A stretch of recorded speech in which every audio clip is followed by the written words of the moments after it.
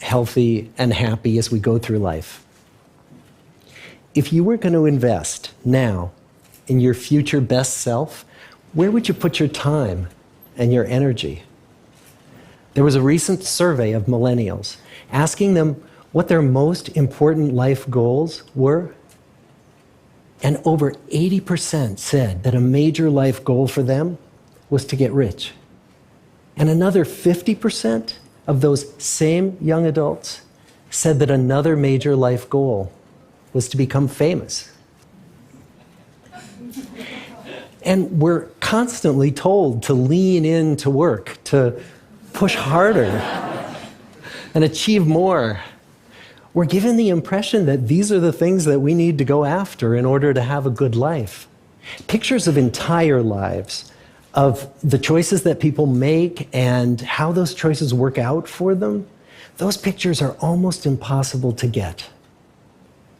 Most of what we know about human life, we know from asking people to remember the past. And as we know, hindsight is anything but 20/20. We forget vast amounts of what happens to us in life, and sometimes memory is downright creative. But what if we could watch entire lives as they unfold through time? What if we could study people from the time that they were teenagers all the way into old age to see what really keeps people happy and healthy? We did that. The Harvard study of adult development may be the longest study of adult life that's ever been done. For 75 years, we've tracked the lives of 724 men. Year after year, asking about their work, their home lives, their health, and of course, asking all along the way without knowing how their life stories were going to turn out. Studies like this are exceedingly rare. Almost all projects of this kind fall apart within a decade because too many people drop out of the study, or funding for the research dries up, or the researchers get distracted, or they die, and nobody moves the ball further down the field. But through a combination of luck and the persistence of several generations of researchers, this study has survived. About 60 of our original 724 men are still alive, still participating in the study, most of them in their 90s. And we are now beginning to study the more than 2,000 children of these men. And I'm the fourth director of the study.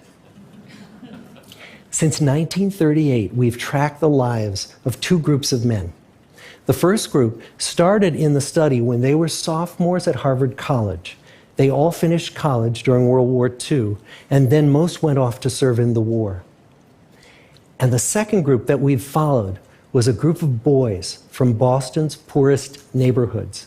Boys who were chosen for the study specifically because they were from some of the most troubled and disadvantaged families in the Boston of the 1930s. Most lived in tenements, many without hot and cold running water. When they entered the study, all of these teenagers were interviewed, they were given medical exams. We went to their homes and we interviewed their parents. And then these teenagers grew up into adults who entered all walks of life. They became factory workers and lawyers and bricklayers and doctors, one president of the United States. Some developed alcoholism, a few developed schizophrenia. Some climbed the social ladder from the bottom all the way to the very top, and some made that journey in the opposite direction. The founders of this study would never in their wildest dreams have imagined that I would be standing here today, 75 years later, telling you that the study still continues. Every 2 years, our patient and dedicated research staff calls up our men and asks them if we can send them yet one more set of questions about their lives. Many of the inner city Boston men ask us, "Why do you keep wanting to study me? My life just isn't that interesting." The Harvard men never asked that question.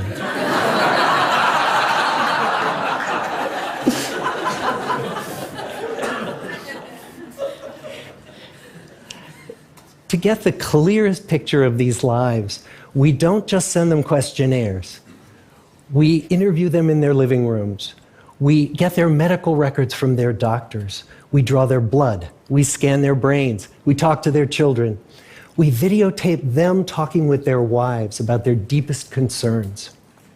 And when, about a decade ago, we finally asked the wives if they would join us as members of the study, many of the women said, "You know, it's about time." So what have we learned? What are the lessons that come from the tens of thousands of pages of information that we've generated on these lives? Well, the lessons aren't about wealth or fame or working harder and harder. The clearest message that we get from this 75-year study is this: good relationships keep us happier and healthier, period. We've learned 3 big lessons about relationships. The first is that social connections are really good for us and that loneliness kills. It turns out that people who are more socially connected to family, to friends, to community are happier, they're physically healthier, and they live longer than people who are less well connected. And the experience of loneliness turns out to be toxic. People who are more isolated than they want to be from others find that they are less happy, their health declines earlier in midlife, their brain functioning declines sooner, and they live shorter lives than people who are not lonely. And the sad fact is that at any given time, more than 1 in 5 Americans will report that they're lonely. And we know that you can be lonely in a crowd and you can be lonely in a marriage. So the second big lesson that we learned is that it's not just the number of friends you have, and it's not whether or not you're in a committed relationship, but it's the quality of your close relationships that matters. It turns out that living in the midst of conflict is really bad for our health. High conflict marriages, for example, without much affection, turn out to be very bad for our health, perhaps worse than getting divorced. And living in the midst of good, warm relationships is protective. Once we had followed our men all the way into their 80s, we wanted to look back at them at midlife and to see if we could predict who was going to grow into a happy, healthy octogenarian and who wasn't.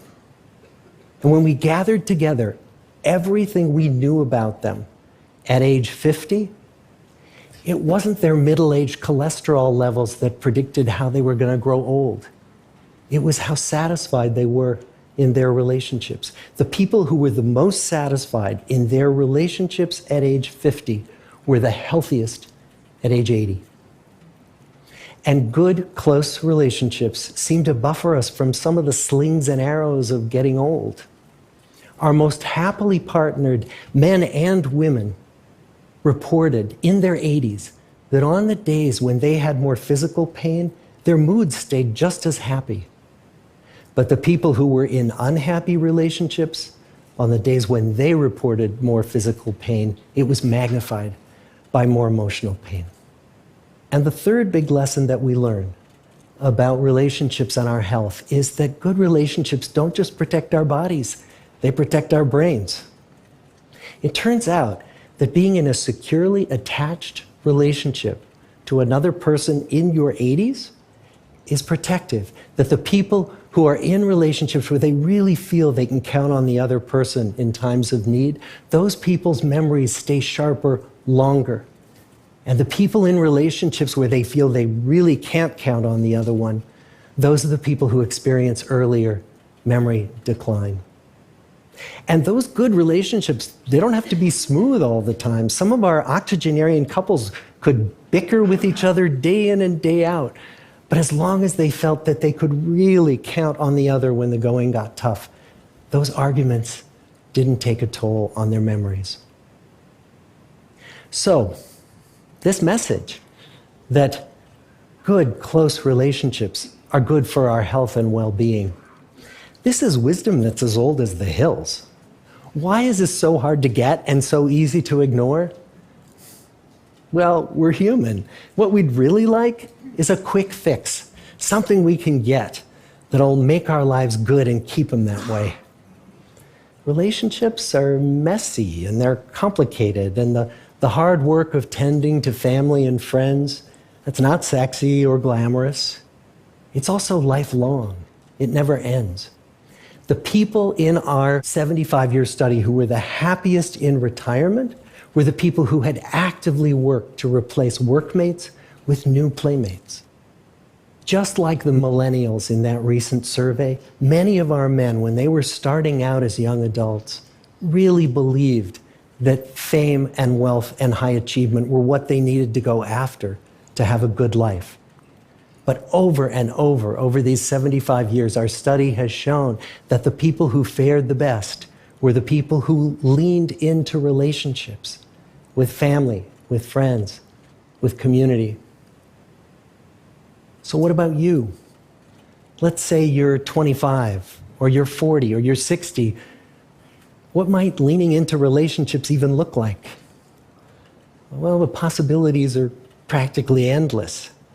It might be something as simple as replacing screen time with people time, or livening up a stale relationship by doing something new together, long walks or date nights, or reaching out to that family member who you haven't spoken to in years, because those all too common family feuds take a terrible toll on the people who hold the grudges. I'd like to close with a quote from Mark Twain. More than a century ago, he was looking back on his life, and he wrote this: "There isn't time, so brief is life, for bickerings, apologies, heartburnings, callings to account. There is only time for loving, and but an instant, so to speak, for that. The good life is built with good relationships." Thank you.